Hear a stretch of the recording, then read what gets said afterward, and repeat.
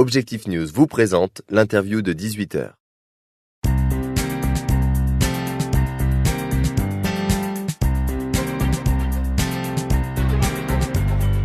Bonjour à tous, Objectif News s'est installé au cœur du forum débat organisé par Harmonie Mutuelle sur le thème Midi-Pyrénées, terre de performance économique et lien social. Et dans ce cadre, nous recevons Jean-François Knepper. Bonjour. Bonjour. Vous êtes délégué syndical central FO Airbus.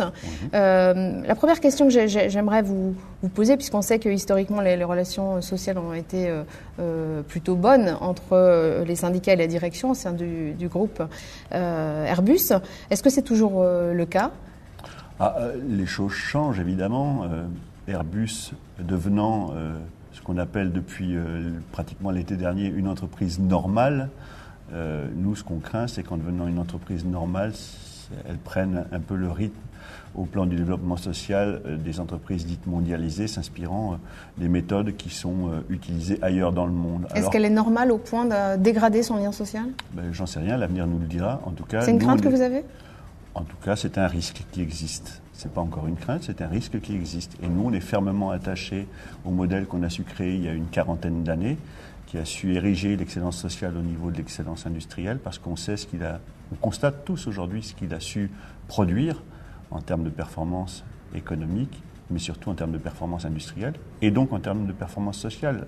Airbus, c'est l'entreprise qui recrute le plus en France depuis 5 ou 6 ans, et qui a permis à la région Midi-Pyrénées notamment de se développer, mais pas seulement, aussi à la région des Pays de Loire, autour de Nantes et Saint-Nazaire, à la région Picardie et à bien d'autres régions en France. Est-ce que l'exigence d'un taux de rentabilité à 10% sur l'ensemble du groupe, Airbus Group, et la nécessité, ou en tout cas le projet de supprimer près de 400 postes ici à Toulouse, illustre cette crainte ? Vous savez, les projets de suppression de postes, ils ont toujours été cycliques dans le monde de l'entreprise et notamment des grands groupes, et y compris dans Airbus. On a eu des plans sociaux qui sont succédés, fort rarement, il est vrai, dans notre groupe, mais qui ont existé en 1993, puis en 2007-2008 dans Airbus. On se rappelle du fameux plan Power8 qui avait fait réagir les organisations syndicales, comme quoi le dialogue social peut être riche et profond, mais que de temps en temps, être réformiste, c'est pas tout accepter. Et quand on voulait nous supprimer des emplois ou nous fermer des sites à Saint-Nazaire ou en Picardie, eh bien on s'y est opposé. Néanmoins, aujourd'hui, oui, il y a des suppressions de postes qui sont annoncées. On pourrait penser que c'est pour atteindre en effet ce taux de rentabilité affiché par nos dirigeants qui est espéré à 10% en 2015. Les risques pèsent aussi sur les projets de développement, parce qu'on sait que réduire les budgets de recherche et de développement, c'est aussi une façon d'atteindre l'objectif. Ou encore faire peser sur des risques sur la réduction des coûts sociaux à travers l'emploi, mais aussi à travers les salaires. Ça aussi, c'est une voie qui est utilisée. Et enfin, la crainte aussi de voir vendre des actifs, c'est-à-dire des filiales ou des sites de l'entreprise, en clair les bijoux de famille.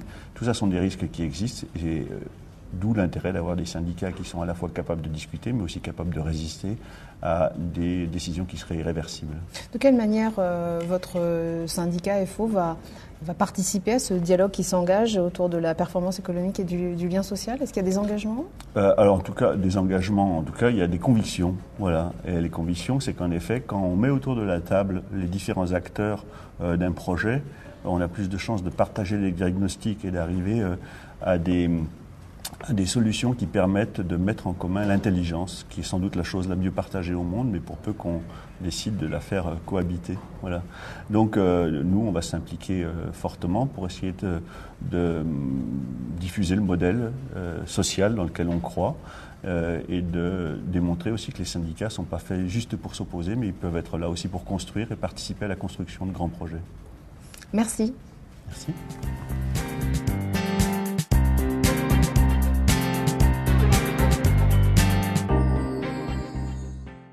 Objectif News vous a présenté l'interview de 18h.